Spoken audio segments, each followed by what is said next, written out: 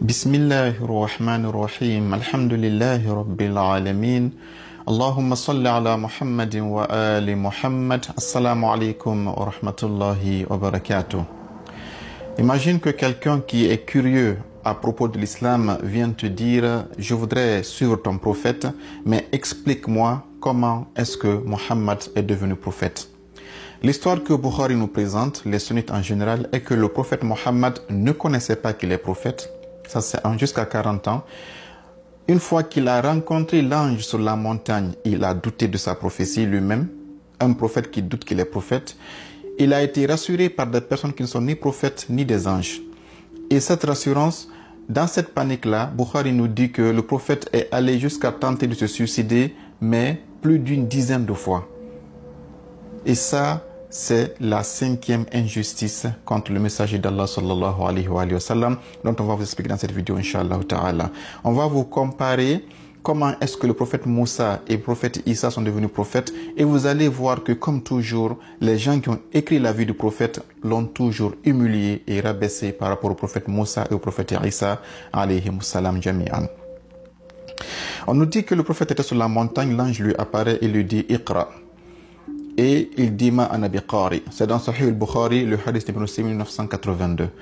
Je ne sais pas lire ou que vais-je lire, que l'ange l'a pris, l'a secoué à 3 reprises. Après, il a dit « Iqra bismi rabbika allazi khalaq ».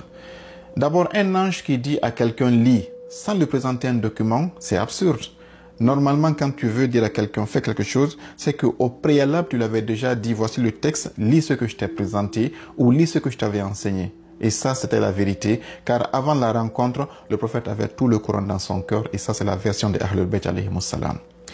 On nous dit que c'est la première fois qu'il a vu l'ange, alors que c'est faux. Il a vu l'ange quand il était petit, et il était toujours accompagné par les anges durant toute sa vie. Il ne les a pas vus à la 40e année pour que cette panique et cette folie qu'on lui attribue soient des faits qui sont réels. Mais on verra tout ça dans les détails, inshallah ta'ala.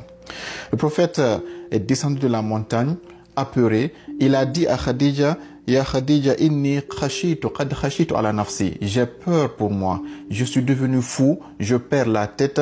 Je suis en train de me perdre. Aide-moi. C'est là que la femme va, selon cette histoire de Bukhari, faire ce qu'on appelle le test de voile. Il dit, je vois ce que j'ai vu, ça ne disparaît pas. Khadija lui dit, si j'enlève le voile et que ça reste, c'est un ange. Si j'enlève le voile et que ça part, c'est que c'est un ange. C'est un démon si ça reste, c'est un ange si ça s'en va. Donc à ce stade ici, Khadija alayhi salam, avec tout le respect que nous lui devons, est présentée comme quelqu'un qui connaît la vie spirituelle, la vie divine, plus que le prophète Muhammad sallallahu alayhi wa sallam. Voilà un peu un prophète qui ne connaît pas la différence entre un ange et un démon, qui a vu l'ange qui lui a dit tu es prophète, qui a douté de cette information et qui est en train de dire à sa femme je suis devenu fou. Qu'est-ce que sa femme lui dit? Il dit qu'Allah wallahi. Sa femme lui dit non, je jure par Allah. Sa femme connaissait déjà que Allah existe et que c'est par Allah qu'on jure. Muhammad ne le savait pas. Ma yukhzika Allahu abadan. Allah ne va jamais t'humilier. C'est comme si Khadija, elle était connectée à Dieu. Elle connaissait toutes ces informations. Mais Muhammad, lui, le pauvre, on dit qu'il ne connaissait rien et qu'il doutait. Khadija lui dit non. Abshir yabna amma. Ô fils de mon oncle, réjouis-toi, sois content. Pourquoi?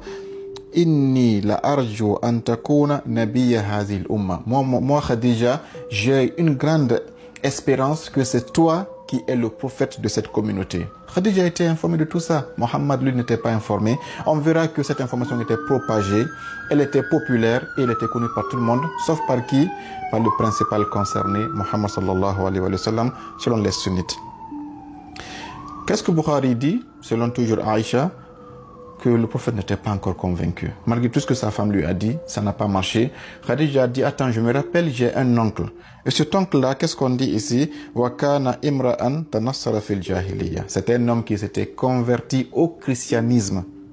Et donc, vous verrez que à chaque fois, c'est que soit Jésus-Christ est là ou Moïse est là, soit les Juifs sont là ou les chrétiens sont là, c'est pour que le prophète soit toujours en bas et à la fois des chrétiens et des Juifs. Et c'est ce qui est l'objectif principal de ces histoires humiliantes sur le prophète sallallahu alayhi wa sallam.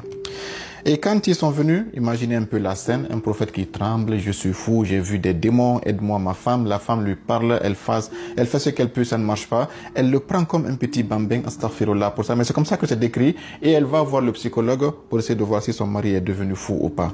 Et là, qu'est-ce qui se passe? comme un bébé quoi. فقالت له خديجة أي ابن أم اسمع من ابن أخيك. Elle dit oh Waraqa, écoute ce que cet homme est en train de dire. فقال ورقة ابن أخي ماذا ترى. Oh fils de mon frère, qu'est-ce que tu as vu? Et le prophète dit, j'ai vu ceci, j'ai entendu ça, j'ai vu cela. Et le vieux était là, calme, serein, et il souriait. Quand le prophète a fini dans sa panique, dans sa folie, il dit, il dit ce que tu as vu là, c'est un ange. Et cet ange là n'est pas n'importe quel ange, c'est l'ange qui a été révélé aussi à Moussa. Donc Abshir, c'est toi qui es le prophète de cette communauté. Voilà donc, Khadija croit que Mohammed est le prophète. Waraqa croit que Mohammed est le prophète, mais Mohammed lui ne croit pas qu'il est prophète. Autrement dit, Mohammed est la troisième personne à accepter sa prophétie. Ça, c'est quel genre de prophète qui est là? Si Jésus-Christ a parlé depuis qu'il est né, Inni Abdullahi atani al-kitaba wa ja'alani nabiyyan. Jésus-Christ a dit depuis qu'il est né, Allah m'a donné le livre et il m'a nommé prophète. Ça, c'est le jour de sa naissance. Mohammed lui ne connaît pas qu'il est prophète. Khadija lui dit tu es prophète, il ne croit pas. Voilà qu'il lui dit qu'il est prophète, c'est là maintenant qu'il commence à se calmer. Et là, il accepte qu'il est prophète en tant que troisième personne qui croit en sa propre prophétie. Quelle personne intelligente va accepter un tel prophète? Ça, c'est juste aussi une parenthèse. Mais ça ne s'est pas limité ici. Le calvaire du prophète a continué parce qu'ils disent qu'une fois que Waraqa a convaincu le prophète qu'il est prophète, l'ange s'est caché. Mohammed est devenu encore très pâle, il est devenu fou. Qu'est-ce qu'il faisait? Il marchait maintenant sur toutes les montagnes de la Mecque dans l'espoir de revoir l'ange Jibril. Voilà un peu le début de la révélation selon Bukhari. C'est vraiment pittoresque. Il partait à gauche, à droite, il levait les yeux, il se parlait, il voulait rencontrer l'ange, mais on dit que non, l'ange n'est jamais apparu. Qu'est-ce qui s'est passé? Mohammed a pris une colère, mais noire, une colère qui est très grave. Qu'est-ce qui s'est passé? Il montait sur les montagnes et il disait, Djibril, si tu n'apparais pas, je vais me suicider. Et puis, on dit qu'il se jetait parfois sur la montagne, l'ange le rattrapait. Parfois, l'ange apparaissait avant qu'il ne saute pour lui dire quoi? Je vais lire ça, c'est dessus dans le même hadith de Bukhari, hadith numéro 6, 1982.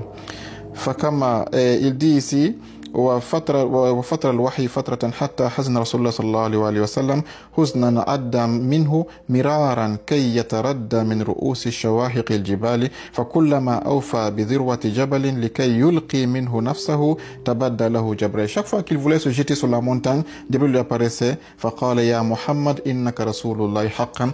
Tu es le messager d'Allah en toute vérité. Qu'est-ce qui se passe? فيسكن لذلك جأشه. Mohammed se calmait pour ça. وتقر نفسه, son esprit s'opposait. فيرجع, il retournait chez sa femme.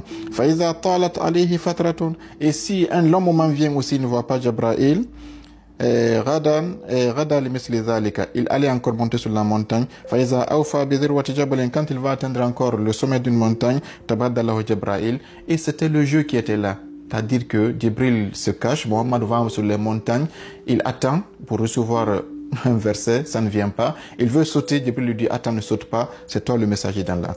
Et le prophète lui-même, il raconte, un jour, le prophète dit, je marchais, j'ai entendu maintenant une voix, on nous dit, on m'a appelé, Ya Muhammad. Le son retourne dans tout le ciel. Il dit, je me suis retourné devant, je ne l'ai pas vu, à gauche, à droite, en haut, en bas, je ne l'ai pas vu. Et un seul coup, qu'est-ce qui s'est passé? J'ai levé les yeux vers le ciel. J'ai vu l'ange qui était apparu sur la montagne, assis sur un trône entre le ciel et la terre. Et là maintenant, qu'est-ce qu'il dit encore? Mohammed dit, j'ai eu une peur énorme qui m'a tellement paralysé que je suis tombé sur la terre. Ça, c'est tellement ridicule que personne ne peut avoir confiance en un prophète qui a commencé à se connecter à Dieu de la sorte. Inch'Allah ta'ala, il a dit quoi? Il a fui chez Khadija, Zammilouni, couvrez-moi, wasubbu alayya al-ma'a baridan, versez-moi de l'eau froide. C'est-à-dire que c'est de la comédie pure et dure. Inch'Allah, dans la vidéo prochaine, on va essayer de montrer que toute cette histoire-là a été inventée pour salir le prophète Mohammed, pour le rabaisser et pour l'humilier, et que le prophète était conscient de sa prophétie avant que Adam ne soit créé. Et ça, c'est confirmé par des versets du Saint-Coran et des hadiths authentiques. Voilà ce que Bukhari nous présente. Voilà comment est-ce que le prophète a commencé à recevoir la connexion entre lui et Dieu, selon le monde sunnite. Voilà comment le prophète Mohammed a été aussi victime de cette injustice, dont on va démanteler, Inch'Allah ta'ala, dans la vidéo prochaine. Bismillah, sallallahu sallallahu alayka ya Rasulallah wa ala ahli baytika at-tayyibin at-tahirin al-ma'sumin. Wassalamu alaykum wa rahmatullahi